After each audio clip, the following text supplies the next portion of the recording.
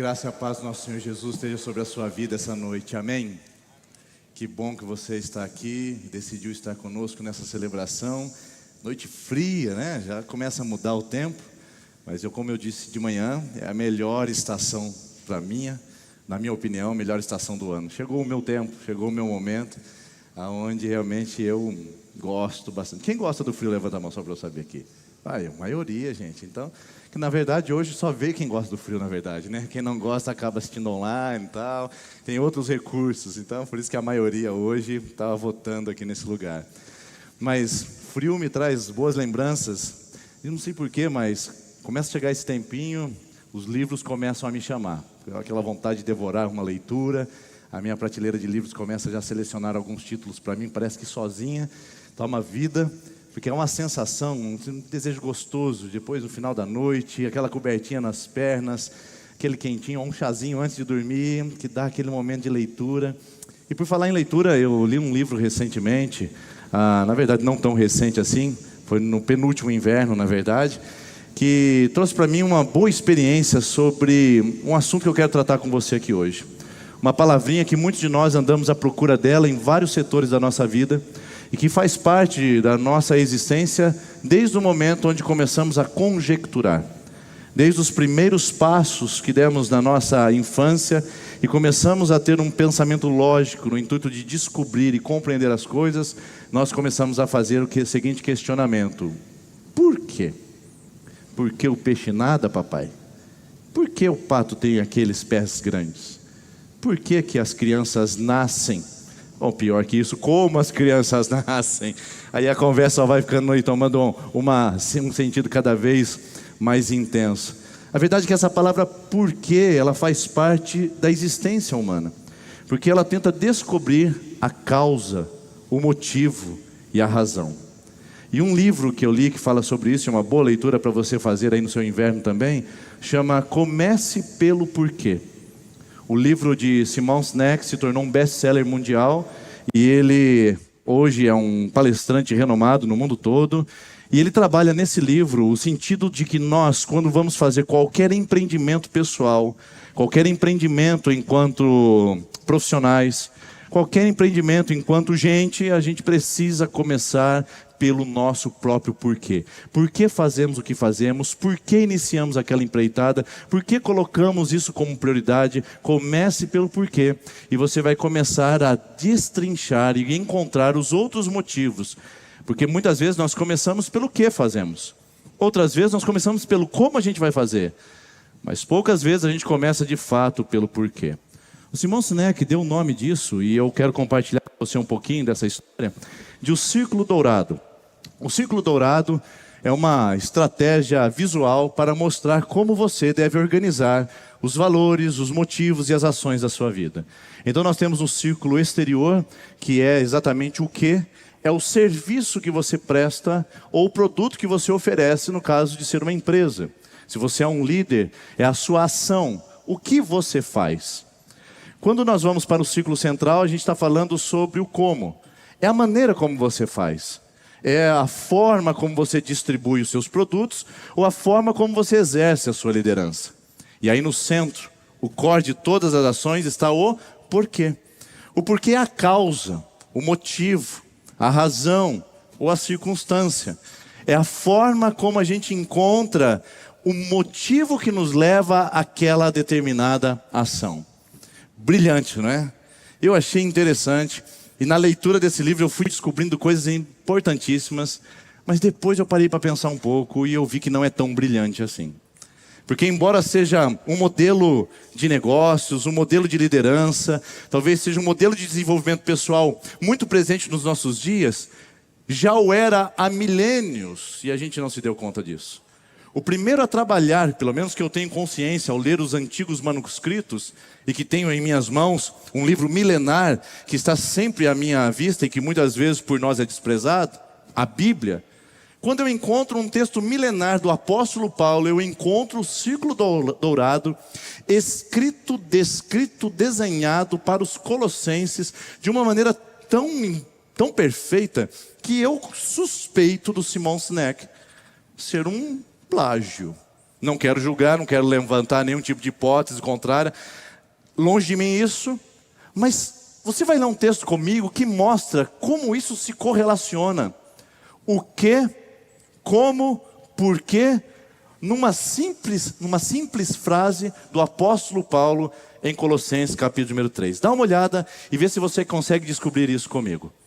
Tudo que fizerem, façam de todo o coração, como para o Senhor e não para os homens, sabendo que receberão do Senhor a recompensa da herança, pois é a Cristo, o Senhor, a quem vocês servem.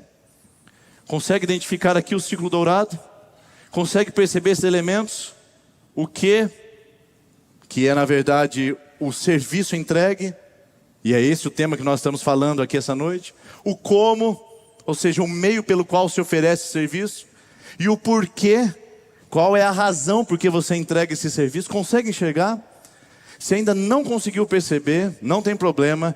Esse é o motivo da nossa conversa hoje. E eu quero começar com você falando sobre o quê. O texto é claro. Paulo começa dizendo: tudo o que vocês fizerem. Percebeu a palavra? Já estava lá, gente. O quê? Ele começa do círculo de fora para dentro, exatamente como o Sinek faz no seu livro. Ele começa mostrando a razão externa. Ele começa dizendo: olha só o que vocês fazem. E Paulo, ele usa uma palavra muito desconfortável para a nossa geração atual. Uma palavra bastante delicada e sensível para o nosso mundo ocidental, pós-moderno, o mundo que vivemos hoje. Ele usa a palavra abrangente, ampla, sem restrições, chamada tudo. Isso é desconfortável para nós, porque o que ele está dizendo é que nós trazemos as coisas que por algum motivo ou por alguma circunstância nós consideramos vis, consideramos desprezíveis ou não tão importantes assim, e Paulo diz: chama tudo isso, porque isso aí você pode trazer para o reino, isso aí você pode coletar para a glória de Deus. E ele fala tudo, absolutamente tudo. E aí isso é desconfortável, porque nós aprendemos na sociedade ocidental, o que não existe na cultura oriental de certa maneira, a dicotomizar o mundo entre material e espiritual, entre bem e mal, nós aprendemos a fazer uma coisa interessantíssima: sagrado e profano. Nós fazemos isso o tempo todo. Então Deus está ocupado com as coisas sagradas. E quais são as coisas sagradas? Você pode me ajudar aí? O que seria, por exemplo?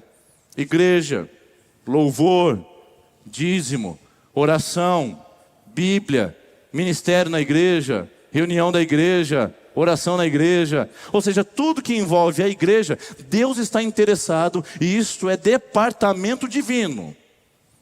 Agora a gente tem um ambiente profano, o ambiente não Deus. Aí você pode me ajudar também. Quais são algumas coisas que tem aí no ambiente nosso, o profano, o da terra? Trabalho, educação de filhos, decisões sobre compras, decisões sobre futuro, universidade, estudo, academia. Ou seja, tudo isso é coisa do homem, é coisa nossa, e nós estamos no controle. No nosso discurso ocidental isso faz muito sentido, porque é bom até, é confortável. Deus tem coisas dele e nós temos coisas nossas. Então a gente faz essa migração às vezes ao domingo, e a gente vai para as coisas de Deus, e depois a gente sai daquele ambiente e volta para as coisas nossas. E Paulo fala: não existe isso. Não tem fronteiras. No reino de Deus não tem bordas. Não tem as minhas coisas e as coisas de Deus. Não tem os meus momentos e os momentos de Deus. Não tem os meus recursos e os recursos de Deus. Tudo é de Deus. Numa vida que Ele requer para si toda a amplitude e todo departamento. Foi Abraham Kuyper, estadista holandês, que disse o seguinte: não há 1 metro quadrado em todo o universo, o qual o Senhor, o Deus do universo, não requeira para si, dizendo: isso é meu. Tudo é de Deus. A nossa vida é de Deus. E Paulo compreende bem isso ao ponto de dizer: se vocês querem fazer as coisas para Deus, compreendam primeiro que tudo que vocês fizerem tem que ter essa essência, tem que ter essa receita, a presença de Deus e a glória de Deus.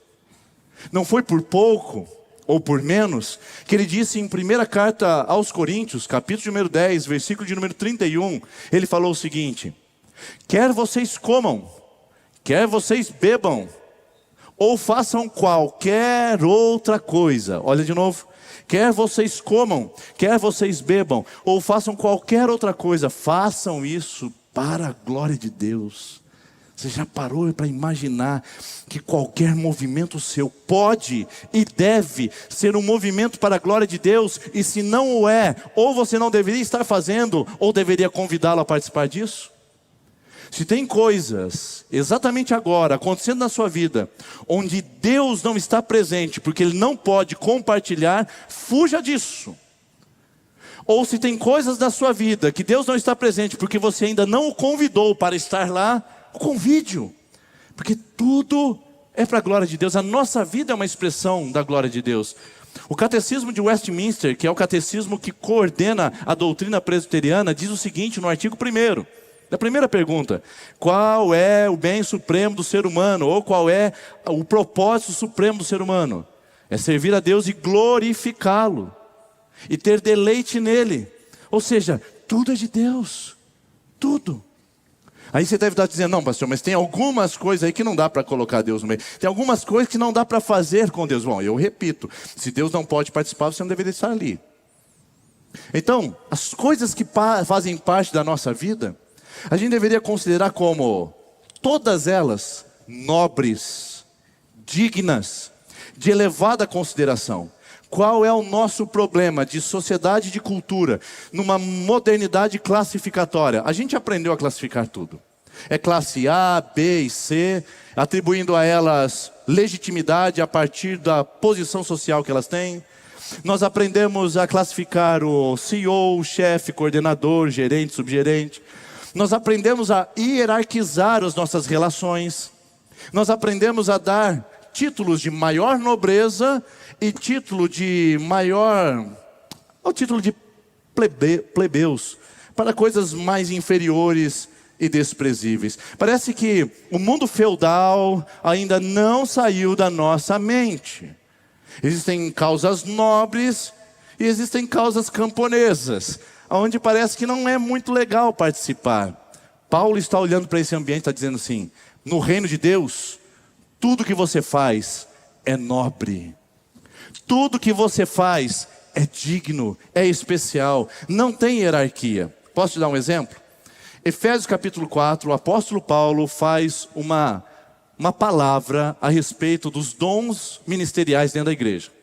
E ele fala assim, a uns Deus deu por apóstolos, profetas, a outros como evangelistas e a outros como pastores e mestres. Você percebeu o meu movimento automático aqui com a minha mão? Eu fui hierarquizando esses movimentos, que faz parte da nossa cultura, está entranhado em nós. Mas se a gente for ler a Bíblia como ela de fato foi escrita, é mais ou menos o seguinte. A uns Deus deu o dom de apóstolos, a outros Deus deu o dom de profetas, a outros Deus deu o dom de evangelistas, a outros de pastores e a outros de mestres. Você percebeu alguma hierarquia aqui nesse movimento? Não. Porque não existe o mais nobre, o mais decente, o mais indecente, o mais necessário ou desnecessário, o mais útil ou desprezível. Todas as causas no reino de Deus são nobres e não há hierarquização nisso. E talvez você ainda não foi convencido dessa palavra. E está dizendo, não pastor, existe uma ordem em progresso. Tá, ordem em progresso é da Augusto Comte, positivismo. Não é da palavra de Deus, não é da Bíblia. O que nós estamos falando de Bíblia é que existe uma nobreza na ação para a glória de Deus, desde limpar sanitários até estar ocupando cargos políticos de alta influência. Quando fazemos, podemos fazer para a glória de Deus. Ainda não está consciente disso? Deixa eu mostrar para você o meu último recurso para essa noite, para talvez de alguma maneira você refletir comigo. Paulo, quando ele vai escrever aos Colossenses para fazer para a glória de Deus tudo, ele vai usar um argumento de gradação. Ele vai gradativamente aumentando o nível de encontro ou até de desconforto com as palavras que ele vai usando. Preste bem atenção. Colossenses capítulo 3, ele vai dizendo o seguinte: filhos, ou melhor, pais, não irritem seus filhos, mas sejam a eles exemplo. Filhos, não desobedeçam seus pais, mas Trate-os com honra. Maridos, amem as suas esposas. Esposas, respeitem seus maridos. Então ele está trazendo aqui uma hierarquização de termos no mundo grego para poder a pessoa chegar na última palavra dele. Aí você imagina que até aqui está tudo bem, dá para fazer para a glória de Deus. Dá para ser pai para a glória de Deus, marido para a glória de Deus, esposa, está tudo certo. Mas olha o que ele fala no versículo 22, antes do versículo que eu li com você. Escravos, obedeçam em tudo aos seus senhores terrenos, não somente para agradar-lhes quando estão observando, mas com sinceridade de coração, pelo fato de vocês temerem ao Senhor. Tudo o que fizerem, façam de todo o coração.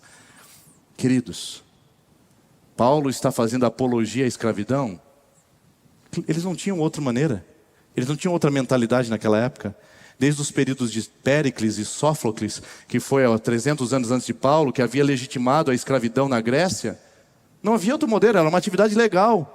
Uma atividade desprezível, uma atividade indigna, mas legal. Uma atividade humanamente imoral, mas legal. E Paulo olha para esse extrato social mais baixo, mais humilde, mais desprezível, e olha para eles e diz o seguinte: vocês também. Vocês podem fazer isso para a glória de Deus. As pessoas desconsideram, as pessoas maltratam, vocês são maltratados por isso, mas vocês podem fazer também para a glória de Deus, tal qual o faz um pai, tal qual o faz um cidadão romano, tal qual faz um cidadão grego. Não há diferenciação. Paulo pega o que Jesus ensina na palavra e todos os recursos que ele tem da teologia brilhante e faz o seguinte: existem causas nobres e existem causas desprezíveis na sociedade. Em Cristo todas elas são nobres. Por isso servir na igreja é uma atitude nobre. Não importa o que você está fazendo, não importa o que você está desenvolvendo, se você está lavando sanitários no acampamento de adolescentes, ou se você está ministrando louvor numa noite de adoração, não importa se você está recebendo pessoas do estacionamento com capa de chuva, ou se você está servindo dentro de um ambiente fechado com crianças do maternal, não importa se você está pregando a uma multidão sedenta, ou se você está fazendo tradução em libras para um grupo de surdos, não importa. Todas as causas são nobres, quando isso reflete a glória e a causa do reino de Deus. E aliás, nós estamos muito felizes de ver nosso ministério de Libras, Sinais do Reino, fazendo um trabalho tão lindo nesse lugar, se preparando. Hoje eu já vi pessoas surgindo do próprio ministério, da nossa própria igreja, já fazendo a tradução, a interpretação, melhor dizendo, na hora do louvor. Que coisa linda, que causa nobre. Mas que causa nobre aquela mulher que está sentada com seu filho de 2 anos ali, ministrando a palavra de Deus a ela. Que causa nobre, irmãos. Que causa nobre as pessoas que vieram hoje 8 horas da manhã para montar aquele quiosque, e aquelas que ficarão até um pouquinho mais tarde para desmontar e guardar. Que causa nobre as pessoas que transformaram esse lugar adaptado, um ginásio, numa igreja para você vir. Que causa nobre ontem nós estarmos com 160 pessoas ministrando o coração delas para se tornarem membros da igreja, com um grupo de serviço, varrendo, limpando, cozinhando, servindo café. Que causa nobre, irmãos. Que causa nobre, terça-feira a gente entrar no ônibus e servir lá no Rio Grande do Sul a temperaturas baixíssimas. Que causa nobre, levantarmos as nossas mãos e adorarmos nesse momento de adoração. Que causa nobre em Cristo. Não há nada desprezível, há uma nobreza em servi-lo, em honrá-lo com a nossa vida. Você consegue entender isso? Escravos, se vocês vão fazer isso, façam de todo o coração. Se a atividade parece indigna, traga a Cristo, que isso vai ser nobre. E aí nós vamos para o segundo movimento. Isso é o quê? Agora eu quero mostrar para você o como. E o apóstolo Paulo apresenta isso. Você viu no texto ou não? Vou te ajudar de novo. Façam de todo o coração como para o Senhor. Ou seja, claramente esse texto mostra para nós uma realidade. Há um meio, há um caminho, há uma maneira de se fazer as coisas. E a maneira é como para o Senhor. E eu pergunto, como você faria as coisas se fosse para Jesus? Se Jesus entrasse no seu estabelecimento comercial para adquirir o seu produto, como você entregaria esse produto ao próprio Jesus? Se Jesus entrasse no seu restaurante, como você serviria? Se Jesus entrasse na sua sala de aula, como você daria aula? Porque o Paulo diz o seguinte: se você for fazer alguma coisa, coloque como se você estivesse fazendo para Jesus. E eu pergunto para você: como você olha a sua comunidade? Como você olha os movimentos desse lugar? Como você olha as necessidades de serviço? Como você olha as oportunidades de ministração? Como você vê essa comunidade? Como Jesus? Porque de alguma forma, Jesus está sentado no maternal agora, sendo ministrado pela nossa geração Kids. De alguma forma, Jesus está sendo honrado com pessoas que estão aqui nesse lugar. De alguma forma, Jesus está sendo honrado com pessoas que estão recebendo uma transmissão online. Tem muita coisa acontecendo aqui onde Jesus está sendo honrado. E as pessoas estão fazendo como para Jesus, ou pelo menos deveriam fazer. Porque é isso que Paulo orienta. E quando a gente faz com Jesus, ou por Jesus, ou como para Jesus, uma palavra que me vem à mente, irmãos, é excelência. Excelência honra a Deus, porque Deus criou um universo excelente. Dá uma olhada na cor do pavão, dá uma olhada na grandeza das cataratas, vê a extensão do universo. Não tem nada nesse mundo que não mostre uma grandeza de Deus. Ou como diz um pastor, um ministrador, ele diz o seguinte: que Deus é exibido e exagerado. E eu diria um pouquinho mais do que ele. Eu diria que ele é exibido, exagerado e excelente. Porque tudo que ele faz é tão extenso, é tão grandioso, é tão exageradamente excelente. E aí quando nós vamos entregar para ele, nós entregamos da pobreza, da miséria que somos, da sobra. Ah, pode ser desse jeito. Ah, é para criança mesmo, faz de qualquer jeito. Imagina só. Ah, é para as crianças, qualquer coisinha serve. Eu até falo sempre aqui, falo para a nossa equipe de voluntários do Kids: o dia que não tiver voluntário, não se preocupe. A gente coloca aqui um vídeo de um youtuber, deixa a igreja assistindo e a gente vai ministrar as crianças. Não tem ninguém para tocar para as crianças? A gente tira a equipe de louvor e vamos lá, uai. Não tem ninguém para ministrar as crianças? A gente coloca o youtuber aqui. Qualquer coisa serve, não é verdade? Porque para as crianças qualquer coisa serve, sendo que isso é para a glória de Deus também. Vocês estão percebendo? A ideia é fazer com excelência, irmãos. Excelência. E eu sei que não é fácil fazer isso numa cultura brasileira, onde tudo é o jeitinho, tudo é uma gambiarra. Tem um amigo meu que fala que não é gambiarra, é um serviço técnico provisório. Eu falo: o que é isso, né?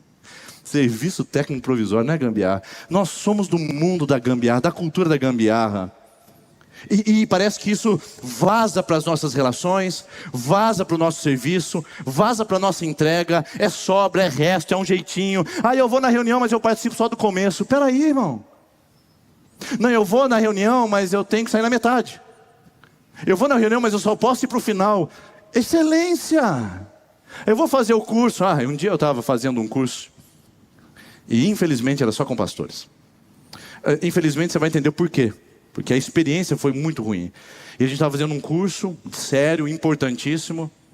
E tinha um dos pastores que ele ia, assinava a lista de chamada e ia embora.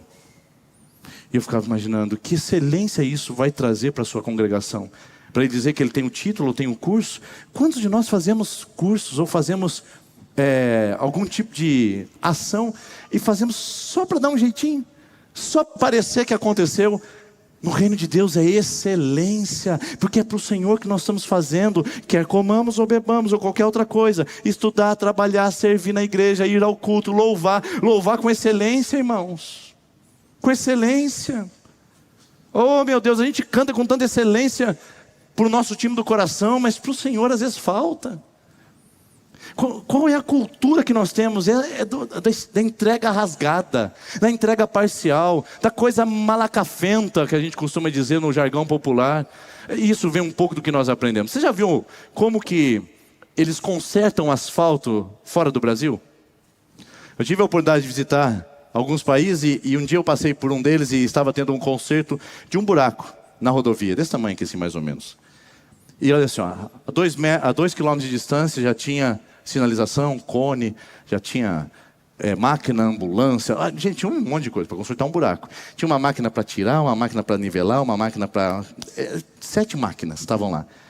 E aí, a hora que eles terminam aquele momento de pavimentação, fica exatamente igual, retilíneo com o asfalto. Você só sabe que foi recapeado porque um asfalto é mais novo e outro é mais velho. Só isso. Mas é excelente o trabalho. E vocês já viram como eles recapiam os buracos aqui da nossa cidade ou do nosso país? O cara fica em cima do caminhão com uma pá, o outro fica aí embaixo, quase levando um monte de piche na cabeça, fazendo para os carros irem para o outro lado, com risco de acidente, e um cara joga de cima para o buraco, faz assim, pá! Tem que ver que o cara é excelente para acertar daquela distância, com o caminhão em movimento. O buraco é uma coisa impressionante. Só brasileiro consegue fazer isso. Mas cai lá em cima, pá! E aí deixa nivelamento para os carros, os nossos carros que passam lá depois com aquelas pedrinhas. E aí você passa depois de alguns dias e está lá. Seu carro passa e faz assim, bum! Então, recapiou. É a cultura da excelência que nós fazemos, que nós praticamos e que nós recebemos. Então é de qualquer forma, tá bom a cadeira desse jeito, é só um grupinho que vai vir hoje, é só criança, não é só para os adolescentes, fica em qualquer lugar. Irmãos, nós estamos numa fase tão delicada, onde nós não temos um lugar definido. Tem dia que o nosso Revolution acontece aqui, tem dia que acontece na Mauá, tem dia que acontece na rua, por causa do nosso movimento de vender o templo. É tão difícil isso, mas eu quero dizer para vocês, não é porque eles são adolescentes que eles podem ficar em qualquer lugar. Não é porque é criança que é qualquer coisa. Não é porque é no ginásio que vai ser de qualquer jeito. Tem que ser com excelência, tem que ser para a glória de Deus. Provérbios capítulo 22, versículo número 29 diz assim: você viu um homem habilidoso e excelente no seu trabalho? Ele vai ser promovido ao serviço real e não vai trabalhar com gente obscura. Lindo. Porque a excelência honra a Deus e Deus é louvado através disso. Porque quando fazemos como para o Senhor, nós fazemos com excelência. Mas a outra palavrinha que quando a gente faz para o Senhor, tem que estar no nosso vocabulário, é a palavra dedicação. E isso me faz lembrar um texto que Paulo mesmo escreveu aos Coríntios e eu queria compartilhar com você. Paulo disse: portanto, meus irmãos, sejam ou mantenham-se firmes e inabaláveis, sejam sempre dedicados à obra do Senhor, sabendo que no Senhor o trabalho de vocês não é inútil.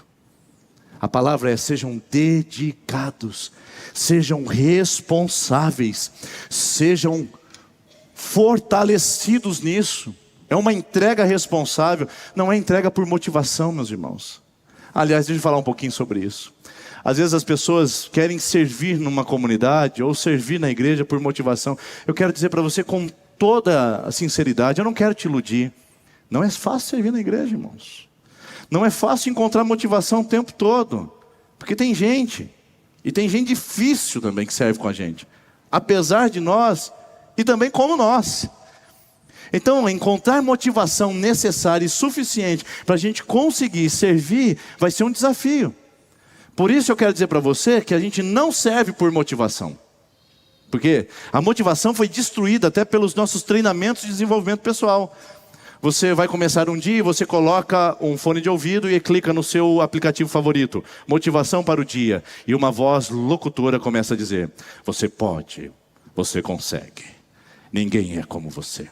Você tem capacidades singulares e o potencial infinito para alcançar todos os seus sonhos. Seja grande, seja elevado.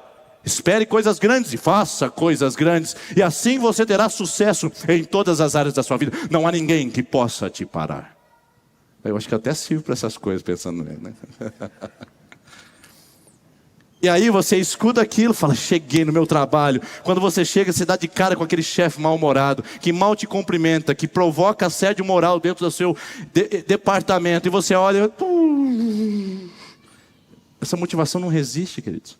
Aí você vai numa palestra, e aí o palestrante fala: vai, você consegue, você pode, você vai bater suas metas, você vai chegar grande, sonhe, vai. E aí depois você sai daqui lá energizado, vibrante, dizendo para os caras: segura que agora eu vou chegar à gerência, à presidência, ninguém pode me deter. E o cara vai almoçar em casa. Quando ele chega, a esposa está com um boleto que chegou do imposto de renda e coloca na frente dele e fala: ó, é isso que você deve por não ter declarado certo o ano passado, caiu na malha fina.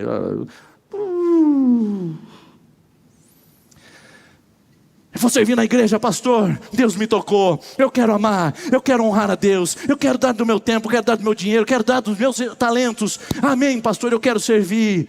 Aí chega, encontra o irmão e fala assim: ó, Não, você não vai servir aqui não, eu quero que você sirva lá primeiro. Não, mas não, você vai servir lá, eu estou pedindo para você. Você está vendo? Não é motivação que nos sustenta, é responsabilidade. Porque nós servimos o Senhor Jesus, é como para Ele. Então eu busco não motivações externas, eu procuro entusiasmo interno. Porque a palavra enteosmado parece bem bonita. Teos, que significa Deus, mado. Enteosmado, Deus dentro de mim. A responsabilidade que eu estou fazendo com Ele, eu estou caminhando com Ele. Não é uma motivação externa, não é porque vão bater palminha para mim, não é porque eu vou colocar o meu nome no livro de ouro, é porque é para a glória dEle, é para o louvor dEle. Não é porque vão me ver, não é porque vão me considerar, não é porque vão me reconhecer, é porque é para a glória dEle, para o louvor dEle, é com Ele que eu faço as coisas. Isso muda tudo. É o meu como, com dedicação e com excelência. Mas aí tem o final. E o final apresenta para nós a última etapa do círculo dourado. O nosso porquê, que é a nossa causa. Eu quero mostrar para vocês isso daqui. Pois é a Cristo o Senhor que vocês servem. Consegue perceber agora? O que, como, e agora nós temos a partícula explicativa. Como, porquê. São todas palavras iguais, sinônimas. Está aí. Simon Sinek, rapaz, você deve ter ouvido Paulo pregar, não é possível. Porque está aí o que, como e porquê, na mesma ordem. É impressionante. Paulo, inspirado por Deus, mostrou para nós que o serviço no reino de Deus deve ser considerado com uma causa. Quem vocês servem? Para quem você faz isso?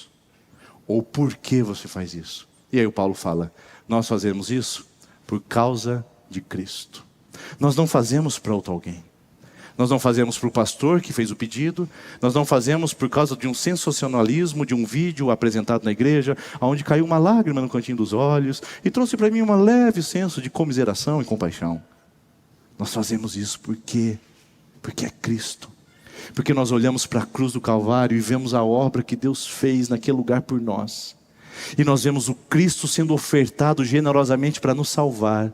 E quando eu olho essa imagem, eu digo, eu não estou trabalhando para uma pessoa, eu não estou trabalhando para uma denominação, não é para a segunda IPI, é para o reino de Deus. Inclusive, se você um dia sair dessa comunidade, por algum motivo ou causa, leve esse DNA para outro lugar que você estiver, na outra igreja, sirva como se você estivesse fazendo para Cristo, porque Ele é a causa do seu serviço. Não é porque o pastor é legal, porque a igreja traz estrutura, porque tem muito treinamento, mas por que você ama Jesus? Porque ama Jesus. Esta é a causa de servir, e quem servir por essa causa não abandona. É muito comum as pessoas chegarem no meio do ano e falar, pastor, eu vim até aqui, mas obrigado, daqui para frente o senhor continua aí. É muito comum agora, no mês de outubro, as pessoas cansadas dizem, pastor, o ano que vem eu não vou continuar com esse ministério. Pô, a causa é de quem? Porque se nós entendemos a causa, a nobreza da causa e por que a gente faz isso, irmãos, é diferente. O nosso dinheiro é ofertado de maneira diferente. O nosso tempo, ele é gerido de forma diferente. A nossa vida tem propósito diferente, porque é para Cristo, é por causa dEle.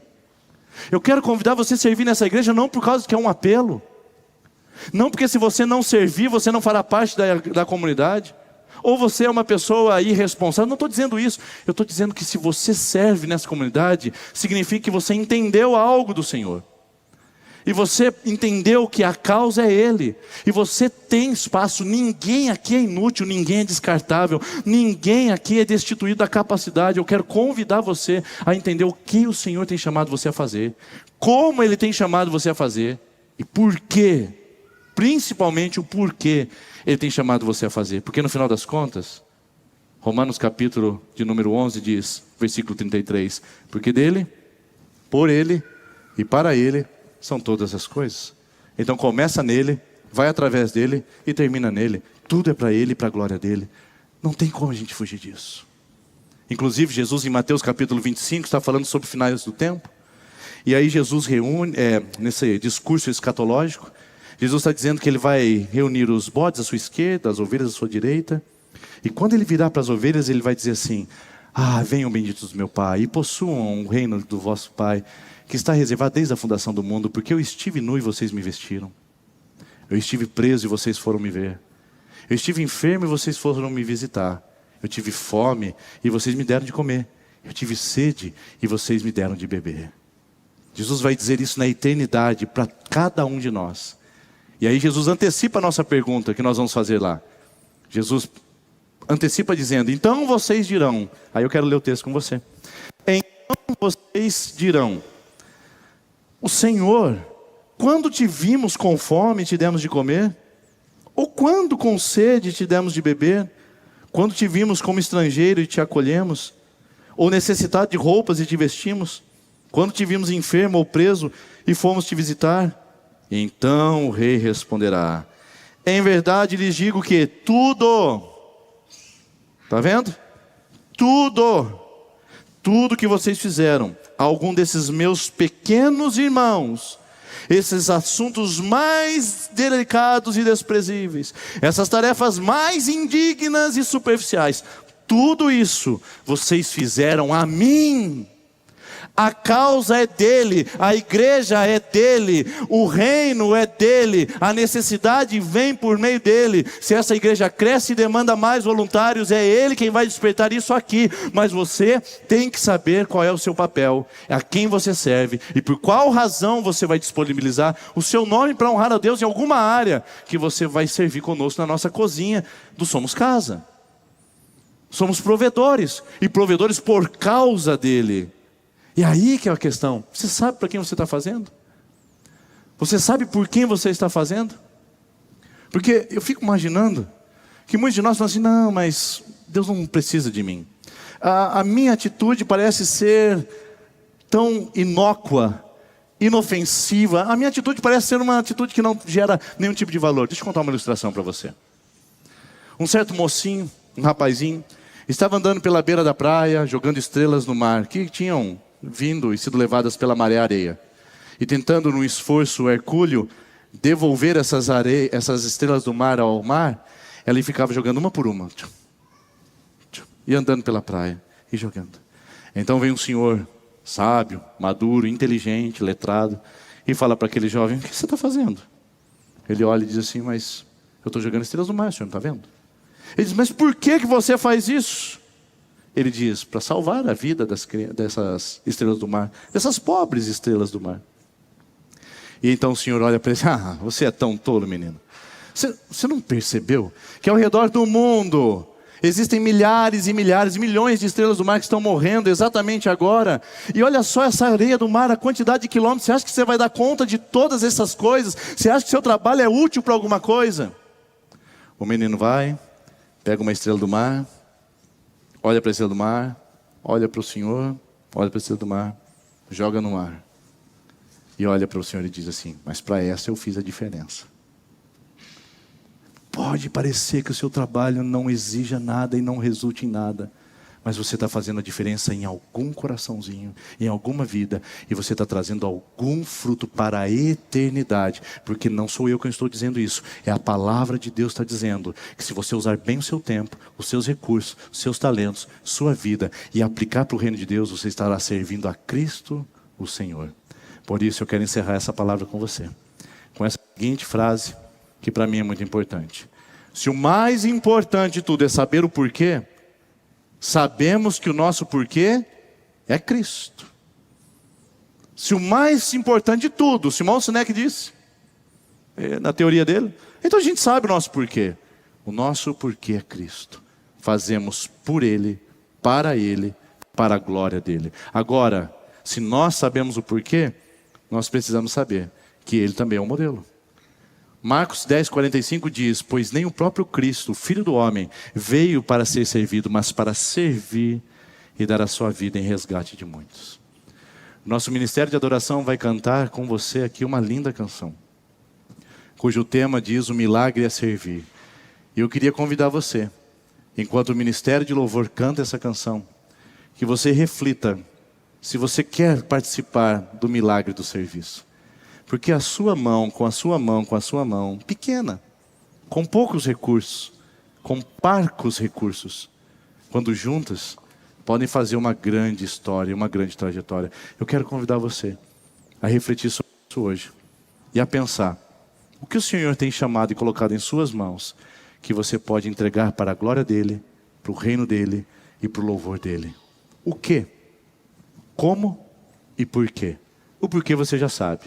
O como já ficou claro, com excelência e com dedicação. Agora o que o Senhor vai trazer para você? A minha oração é que cada pessoa sentada numa cadeira dessa entenda que ela tem um quê para fazer no reino de Deus. Pode ser nessa igreja, ou pode ser fora dela, mas você tem um quê para fazer no reino de Deus. E eu quero perguntar, por que você faz e o que você vai fazer? É bom a gente pensar um pouquinho sobre isso. Assista esse vídeo, que ele nos ajuda a pensar um pouco mais, e durante a canção reflita no seu coração, e depois nós vamos orar.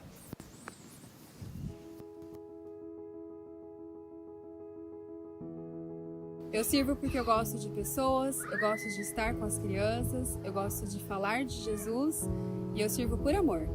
É porque não vendo Cristo que veio e serviu a nós, morreu na cruz por nós, eu sinto a necessidade de servir também. Uma forma de eu crescer espiritualmente, crescer a igreja que eu estou envolvido e a comunidade também. Eu sirvo por gratidão. Eu amo servir. Servir é o meu chamado. Deus me chamou para servi-los. Eu sirvo porque eu entendi o ato de Cristo na cruz. Ele veio para nos servir.